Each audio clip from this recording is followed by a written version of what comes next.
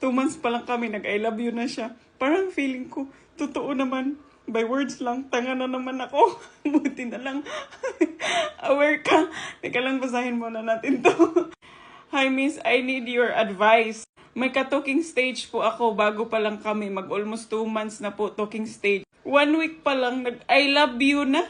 Feeling ko, totoo. Tanga na naman ako. Hay, wag naman. Gustong gusto na niya makipag-meet sa akin. Ako yung hindi pa ready. Sabi ko, wag kang magmadali. Sabi niya, sure daw siya sa akin. Di ko alam talaga if seryoso ba talaga to or gusto lang akong tikman. Huy! Ba't nainla po ako sa ito? Kinilig na naman ako. Help me po. Ano po ba gawin ko? Malaman ko talaga seryoso po siya. Ay naku, dahil ang tinggil. Maniwala ka sa instinct mo. Gusto ko lang sikman. Kung gusto mong malaman seryoso talaga siya, wag mo ibigay yung kifay mo. Tingnan natin kung mag-stick around ba siya. At saka dahil, okay lang, magkilig-kilig ka. Basta wag mo lang ibigay yung kifay mo. Enjoy mo lang yung kilignes. Lilipas din yan. At saka mag-chat ka pa dyan ng iba. Wag mo i-focus sa isa kasi marami din yan ka-chat.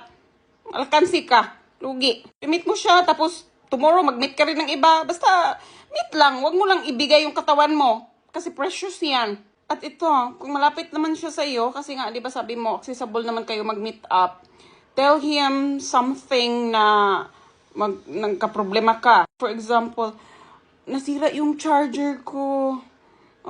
Pag magkita kayo, dadalhan ka ng charger. Yung ganon, yung maghahanap siya ng solusyon sa problema mo, kahit kaunti lang. Ganon, give him hard time. Para tataas yung testosterone niya at cortisol at mas ma-in-love siya sa iyo. Or ma-in-love. Harapan mo pa siya. Huwag mo nang ibigay-bigay yung kifay. Patikim-tikim. Ano ka? Sample? You're more than that.